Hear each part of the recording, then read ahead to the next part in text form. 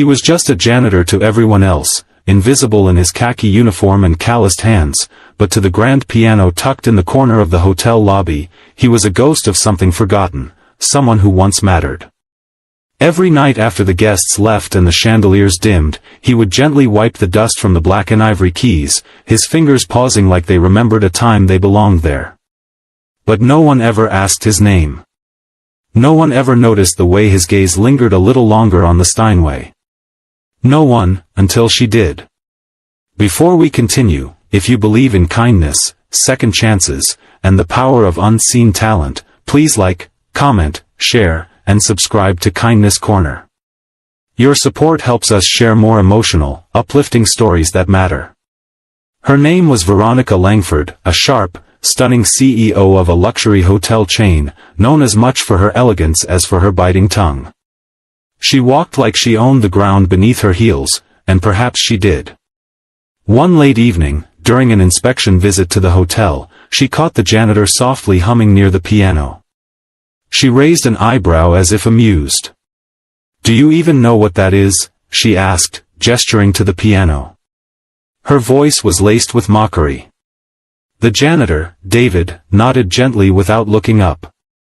"Chopin's Nocturne in E-flat major," he replied, his voice calm and steady, though his heart thudded against years of shame and silence. Veronica laughed, a cruel, hollow sound. "If you can actually play Chopin," she smirked, "I'll marry you." Her words were intended to humiliate, a challenge not meant to be taken seriously, but David's eyes didn't waver. She turned and walked away before he could respond, not realizing that her arrogant joke had just unlocked a door that had remained sealed for decades. David's past was a symphony of broken dreams. He had once been a prodigy, a rising star trained at a European conservatory before life and loss silenced his music. A car crash had stolen his mother, his scholarship, and the only piano he'd ever owned. Homelessness followed. He cleaned toilets to survive, not because he lacked talent, but because the world had no patience for grief or broken wings. His only solace was the stolen minutes he spent brushing his fingers along the keys, pretending he still belonged in the world of melody and meaning. That night, something shifted. David couldn't sleep. Her words rang in his ears like a cruel dare, but beneath the sarcasm was an opportunity, a crack of light in a wall of darkness. For days, he practiced in secret, coming in early and staying late, making sure no one saw. His fingers stumbled at first, stiff from years of disuse, but slowly the music returned.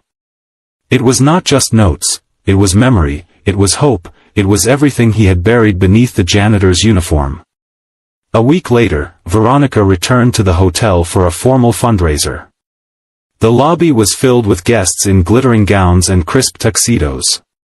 A jazz trio was scheduled to play, but due to a last-minute cancellation, the piano stood quietly, waiting. David saw his chance. He removed his gloves, his apron, and slowly walked to the bench. The room fell into a hush as he sat down. Most guests thought he was just moving the piano, maybe cleaning it. But when he placed his fingers on the keys and began to play, something incredible happened. The haunting, elegant notes of Chopin filled the lobby like a forgotten prayer. Conversations stopped. Glasses froze mid-air. Veronica turned sharply, confusion washing over her face as she saw the janitor, her janitor, commanding the room with nothing but his hands and heart.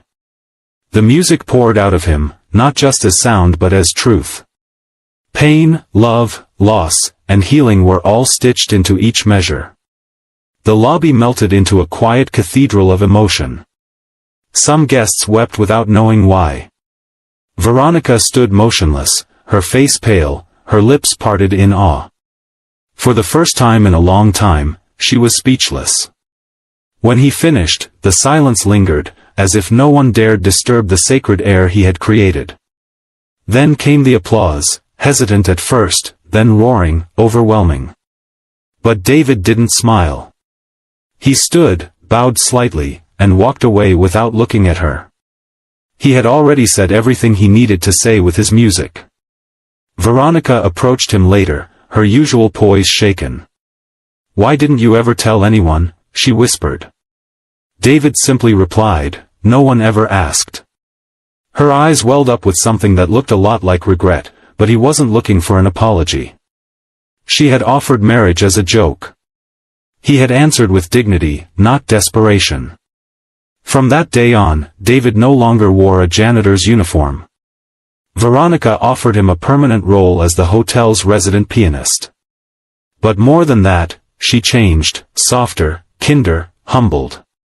Sometimes, she would sit by the piano as he played, listening not just with her ears, but with her heart.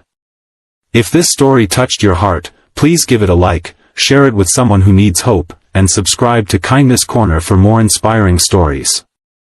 Every view, comment, and share helps us spread kindness where it's needed most.